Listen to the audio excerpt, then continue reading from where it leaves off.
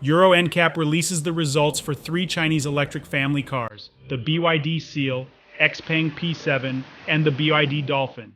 These cars have made their first splash in Europe's market with the glamorous BYD SEAL targeting Tesla's core buyers, the sleek XPENG P7 showcasing its long-distance range capability, and the BYD DOLPHIN underlining its value for money as an electric vehicle.